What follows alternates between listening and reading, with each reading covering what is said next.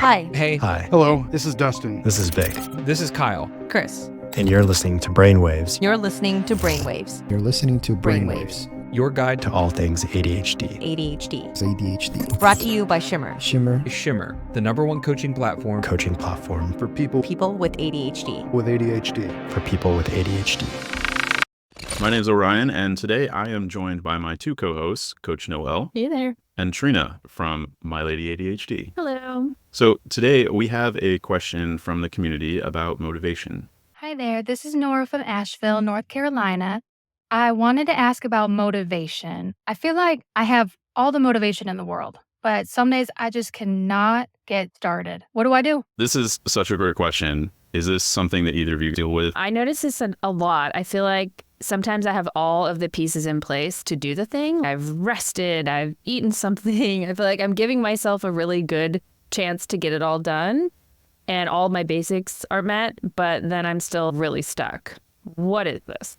Oh, that's super interesting. For me, it feels more like there's a piece missing. Checked off all these boxes, right? I got the sleep, I ate, I took my meds, etc. And yet there's something still missing because I can't do the thing. Same thing. I feel like sometimes I feel I have everything that I need, but there's like some mysterious thing missing. They're like, if I just had that secret thing, if I could just figure out what that thing is, then I could solve this problem. Yeah, it does. It feels like it's never...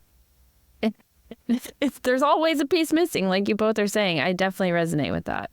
So I guess then, is that missing piece motivation?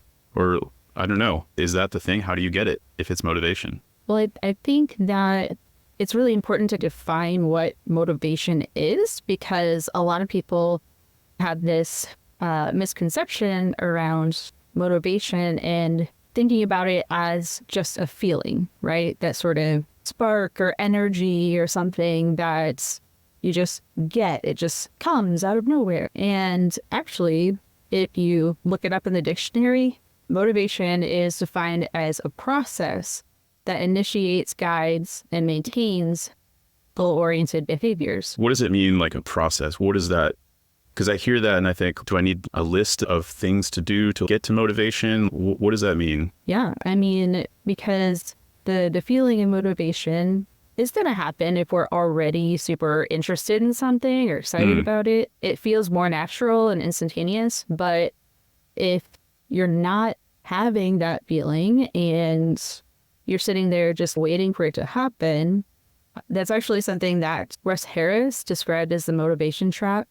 The idea that motivation is a feeling that just comes on its own, and research shows that the experience of actually feeling motivated doesn't occur until after the task is initiated. So the process we're talking about here is the things that you need to do, the strategies or whatever you need to do to start creating the dopamine is necessary to feel that. So maybe even thinking about motivation is rather than this thing that occurs, it's more like momentum in a way. Like you get started and it's the thing that keeps you going once you're started. Yeah, I think that's a good way to put it. Obviously, everybody deals with a lack of motivation every now and then or trouble getting started. But I wonder, specifically for people with ADHD, how is this experience different? And what are some ways that maybe we can talk about this and understand that experience? Yeah, I like to use the analogy of a car to illustrate. And so for a neurotypical person, you don't need anything extra. The car is as is. It's a new car, ran up the lot. It works the way it's expected to work. ADHD brains are structured differently and utilize the dopamine, or the chemical fuel that we need to operate, utilizes that differently. And so we have to do a few extra steps. There's not an autopilot. We actually have to do some of the things we expect the car to do by itself on our own, like autonomously. We have to do those things.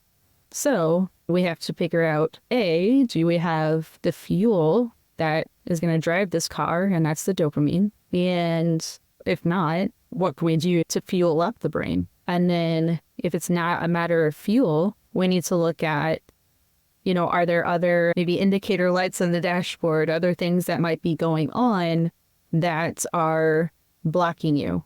Yeah, I really like the car metaphor. I resonate with that a lot. I know I read a book that's like a children's book. It's My Brain is a Race Car, and it's describing ADHD as a race car. And I really love that analogy because it feels like that to me, that I'm like in this race car brain.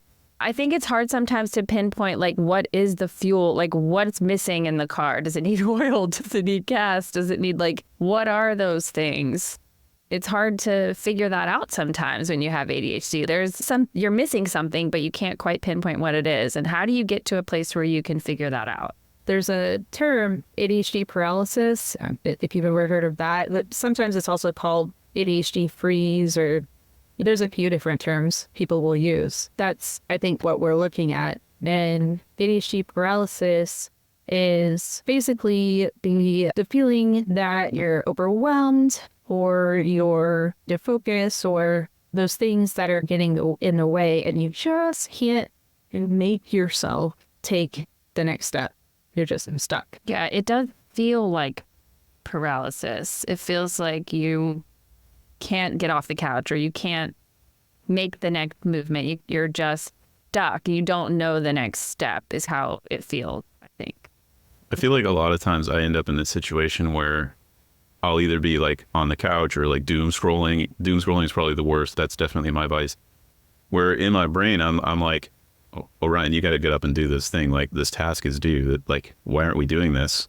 But it's just so hard to break whatever's going on there. Are there ways to deal with this? What's the underlying thing going on? And then how do we fix that? Yeah, I guess the first step would be identifying what is causing it. What is causing it? And there's 3 different types or flavors of ADHD paralysis. Flavors of ADHD paralysis, like an ice cream. Yeah. So we got mental paralysis, task paralysis, or choice paralysis. So Ooh, I feel like choice paralysis is my flavor of choice. Not me. I think my flavor is mental. I feel like I always get stuck in like the endless choice of like where to start. Yeah. Unless maybe that's task. I don't know. If we were to actually define these different types, how are these defined? Because actually now I'm curious. yeah. So the mental paralysis is when you're super overwhelmed and you've got so much in your head, it's all fuzzy. You just cannot pinpoint any one particular thought. It's just all buzzing around in there. I always think about the room in Harry Potter, the first one, where he goes into the room and there's all those keys buzzing around and he has to find the one among all of them. That's for me what mental paralysis looks like. I feel like that's a pretty good image of the inside of my brain. Yeah. These keys always flying around. I think of that Harry Potter scene where they're trying to get like something really high, and all the gold cups keep multiplying the more you touch. Oh, yeah. So then there's the choice paralysis, which is, okay, there's way too many choices, and I really don't know which one is most important, which one is most urgent. Like, just don't know which one to do, and you get stuck. And then task paralysis is just for that hesitation. Maybe it's an emotional thing, like you're scared to start it. Maybe it's that imposter syndrome. You don't know, like, if you're going to do a good job. There are other anxieties or worries around it, but there's some kind of emotional thing that is attached to the task. Okay, I take it back. I feel like I have a Neapolitan of all 3 of these. Yeah, I actually really resonate with the task paralysis in a way where sometimes I just don't know the next step, or I just feel like it's going to take me a long time to figure it out. And it feels overwhelming, which maybe that is the mental. Sometimes it's hard to tell which one is happening at any given time. But Are there things that might specifically trigger this? Are there situations where we might be like on guard of this or more aware of this happening? Or is it just kind of anything? I mean, there is a particular strategy or framework that Tamara Rozier presented in the book, Your Brain's Not Broken. And it's called the Solvit Grid.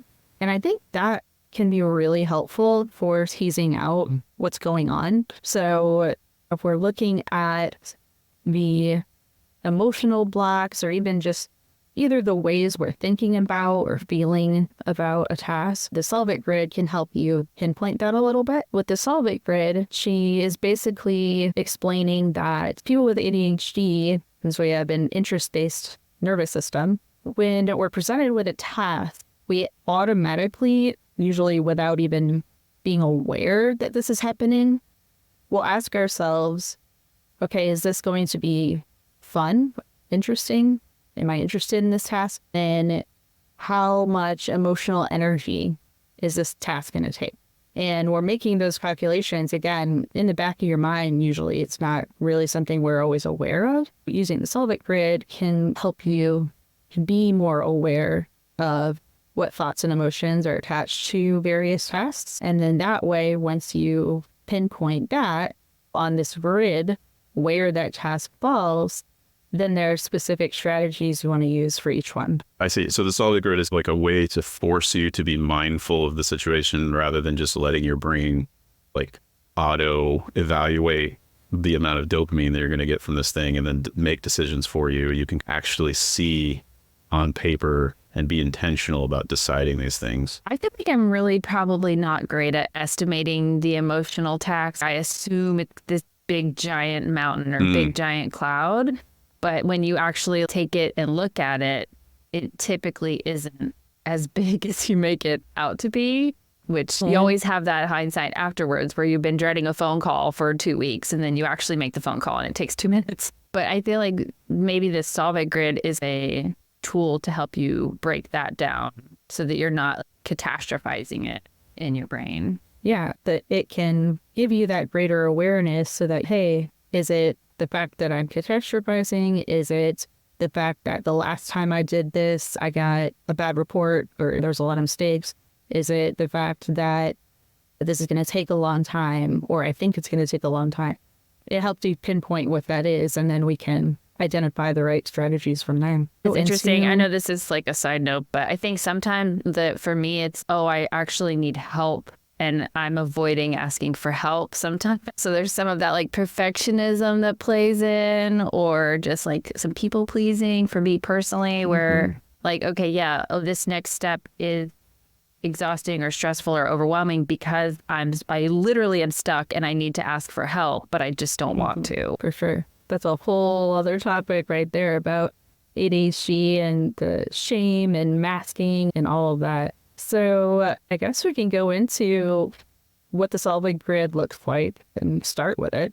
It's basically, she actually has a PDF on her website that you can download with the chart and the explanation of the colors. But basically, it's just a 4-quadrant grid. The horizontal left to right line is fun and not fun. And then the vertical line is at the top emotionally stimulating, at the bottom not emotionally stimulating. So you're looking at the top left quadrant is red. Those are the things that are not fun, but there's a high emotional stimulation involved. Then we've got yellow. It's not fun, but it's really not emotionally stimulating at all. And then we've got blue, which is, it's fun, but there's not a lot of emotions involved. And then green is, it's fun and emotionally stimulating. For example, the red stuff that's high emotions and no fun is going to be maybe things that we procrastinated on, stuff that's like super urgent, and the things we just really don't want to do. It's going to be really uncomfortable, but we know we have to do it anyway. And there's just all that pressure.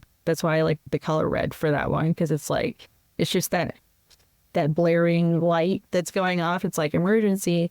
Then the yellow tasks that are not fun and not emotionally stimulating, that's the task. The ones that you're just like, I have to do this. And you know, it's not going to be hard or time intensive or anything. Going through the mail or doing the dishes or the laundry. It's just those adulting tasks. Then the blue quadrant is the stuff that's fun, but it's not emotionally stimulating. I like to think of that as the junk food zone. So all the things we do possibly that are interesting, but not super fulfilling. So maybe you're scrolling on TikTok or Instagram or whatever that is. And those things in the blue quadrant, they'll recharge you a little bit or give you a little bit more dopamine. But because it's so little, we have to do it for hours in order to actually get the energy we need in order to function. And so that's why it's like the junk food. It'll feed you. It'll fuel your car, but it's not super efficient. And then we've got the green quadrant. So the things that are high emotions and fun. These are the things that really give us personal growth and joy and creativity and the value-based things. They may take a little bit more energy to invest in up front, but the overall gain is going to be way more. So maybe you have to take the time to plan a family gathering and who's going to bring what and all that planning involved. But once it's actually happening and afterward, you feel really fulfilled if you have a nice family. So yeah, that's what the grid looks like. So wait, Noel, is this something that like, okay, I'm stuck. I feel like this might be task paralysis. I'm going to pull out my grid and figure out what's going on. That's the tangible use of the Solve It grid. Is that how I'm...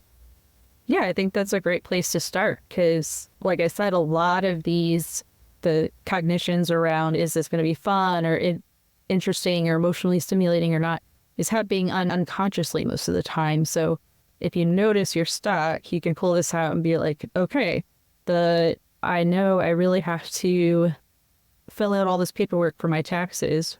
How emotionally stimulating is that for me? How much fun is that for me? You can kind of put it on the grid, and maybe it yellow in January when you have plenty of time, but then it slowly creeps into the red zone when it's April 13th and there's not a lot of time left. So different tasks will change maybe what quadrant they're on based on external factors. But yeah, I think that's a good place to start sleuthing your blocks. Yeah, I feel like in general, it's just having very deep curiosity about why you're stuck, what's going on, really taking a microscope and looking at it instead of just letting it destroy you. That's what it feels like sometimes. It's eating away at you and you go into the shame spiral and you start feeling really bad. And when instead, well, let's really look at what's happening. And if you need a tool to help you figure that out, then maybe the Solve It grid is something, it's like a tool for your toolbox. It's not like the answer, but it's a tool that you can use in your ADHD toolbox, as I like to say. I feel like once you've done it a few times too, it starts to almost become a thing that you're like, oh, I'm in the blue square right now. I better reevaluate. It almost becomes a thing that in the back of your mind you're using rather than actually having to pull this piece of paper or the PDF out or whatever. Yeah. And I feel like so this is like the why of why it's happening. And so then you can move into, okay, then do we get past this? And I did want to mention the tool that I have in my toolbox is a book by my friend Jesse Anderson called Extra Focus. And he talks about the 4 C's of motivation, which I think are captivate, create, compete, complete. So it's basically, here are some tools that you can use once you figure out you're stuck and once you figure out what the issue is. And I think there's a couple of versions of this. Also, Russell Barkley has a version. I think maybe taking this is what's happening, now how do I move forward? There are some tools in the toolbox for that as well. Do you know of any other tools and for like how to get from that Solve It grid to actually making progress or actually moving past that? Is there anything that you'd recommend? Yeah, it really just depends on which quadrant you're in.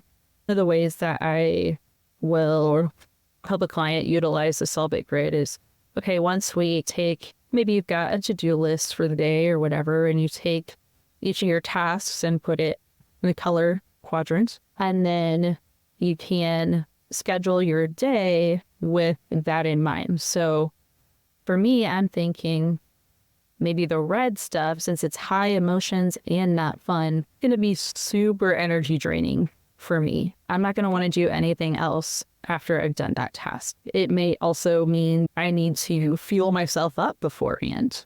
That means I need to utilize the motivation bridge idea. Okay, I need to add some personal interest somehow. I need to make it new somehow. Something that's going to build up that dopamine and get you over the hump. So maybe you start your day with green or blue activities to pump yourself up a little bit, and then launch into the red one. Maybe if you're in the yellow zone, okay, it's really not fun and it's not emotionally stimulating. I just feel, ugh. Maybe it's about breaking it down into really small pieces. Hey, every time I get up to get a glass of water, go to the bathroom, I'm going to put 5 dishes in the dishwasher, something like that. So breaking it down so it doesn't feel as yucky. It's just makes it feel easier. That dish trick is one that I use all the time. It's if I go into the kitchen for any reason, well, I'm going to get a glass of water, but I'm also going to take this dirty glass and I'm going to put it in the dishwasher. Yeah, I just think with ADHD, you have to get really creative with yourself. You have to turn everything into creative. We are really creative beings. A lot of people with ADHD have this crazy creative brain. And so we get bored easily and we need to make things more creative and more interesting and more fun. Even just that fact of like, okay, now I have to do all this extra work in order to do my work. That is frustrating and overwhelming. And that alone can be its own block. It's exhausting. Yeah, for sure. I think it is one of the reasons that coaching can be so helpful because it really gives you someone to identify, okay, which of these strategies is going to work for me, and then figuring out how to actually implement them in your day to tailor them to your exact struggles. And then you create that plan. So ahead of time, I will already know in advance, okay, when I feel this way, when I encounter this situation, I know exactly what I'm supposed to do instead of encountering it in the moment and being like, well, now I have to go take the time now to figure it all out. If we can do that ahead of time, create that plan, it takes away that frustration, I think. I think that brings up a really good point because as you're working on these things, it can be really easy to say, oh, I messed up or I fell short of this grand ADHD goal that I definitely probably set for myself and I didn't quite hit the mark. And so you end up in these shame spirals like Trina mentioned, or just like it makes it even harder to get motivated next time. I wonder, what do we do in these situations where that kind of perfectionism and the shame spiral, is there a way that we can protect ourselves from those things? I wish there was an easy answer to that. A pill we could take like we do but dismantling all that shame and guilt and all that can take some time and effort. There's different ways. I actually have a blog post on Shimmer's website that's all about how to love your ADHD brain and can come to self-acceptance. Some of it is around identifying the strength that we have. Maybe ADHD causes us all these challenges and problems, but it also gives us some of these kind of positive things. Maybe there are ways that we can change our mindset around our problems. Maybe it's about really evaluating the thoughts we have about our symptoms to see like how accurate they are. Because a lot of times everyone is prone to maybe overgeneralizing, this always happens, or catastrophizing, make it seems like such a huge deal, and then you actually do it and it's, oh, that really wasn't a big deal at all.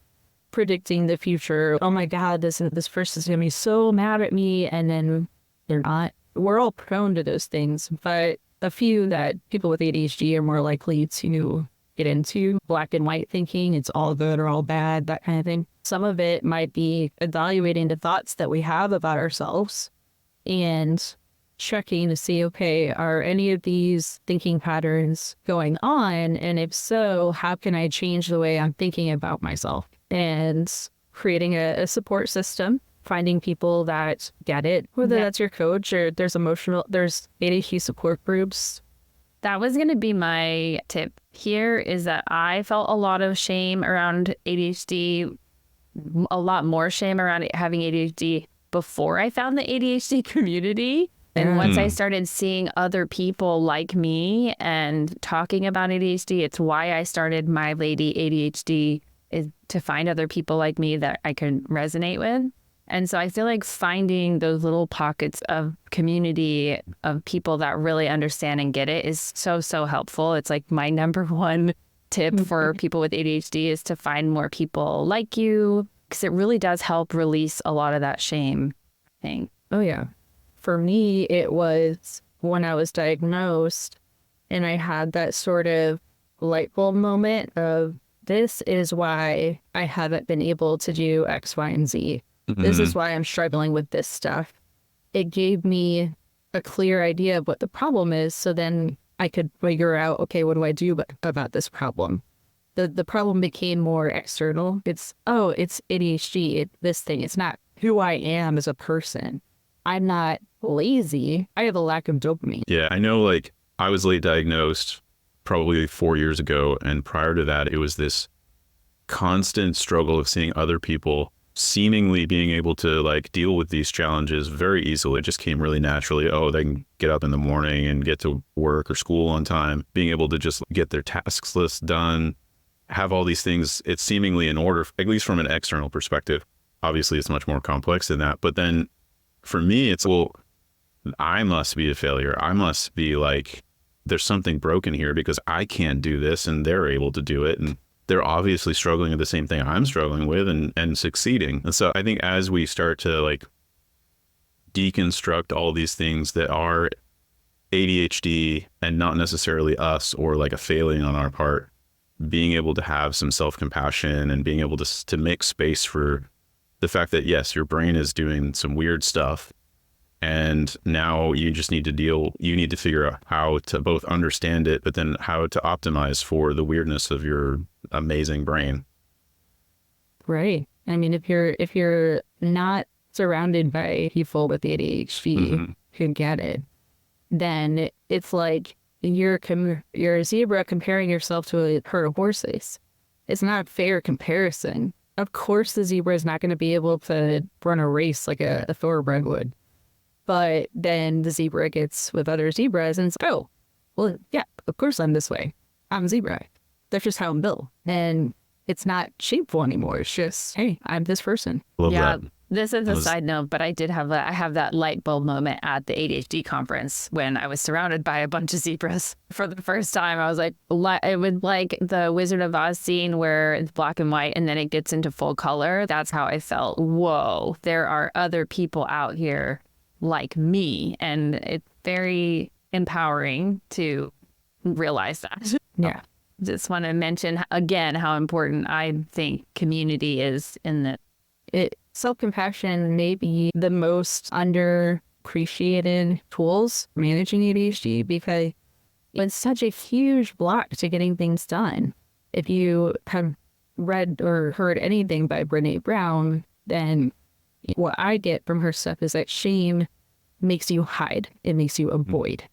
And of course, if you're ashamed of yourself or your performance, then you're going to avoid doing the task related to that. And so in order to combat that shame and get over that block and be able to do the thing, you have to have self-compassion. There's a big, massive feedback loop there, right? Where like ADHD, some of these things attached to our ADHD, these symptoms create this shame. And then shame then creates this very low dopamine situation where you don't want to deal with that thing again. And so you hide from it, you avoid it, which then causes more shame, which then further makes that thing less enjoyable. And it's just like an endless loop of, I don't want to do this. That feels like such a gut punch. Like what you're saying feels like it's so resonates. I think it resonates with a lot of people with ADHD, which is why it's really important to talk about it and share those things so that you can resonate with other people about it. So, yeah. I think that's our hope with this kind of newsletter and podcast that we're working on here, is that this can be a way for us to build community and to talk to each other and say, hey, yeah, I am dealing with this, and this is how I've solved it. This is how I've dealt with it. Just being able to be in a herd of zebras.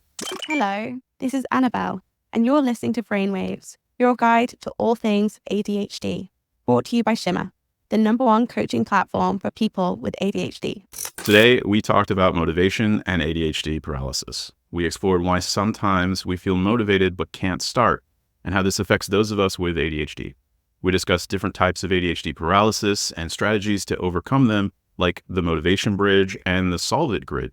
You'll find links to both of these resources and more if you're subscribed to the newsletter or at shimmer.care/brainwaves. Got a question for us? Want to be featured in a future episode? Head over to the website over at shimmer.care/brainwaves to submit your question. Until next time.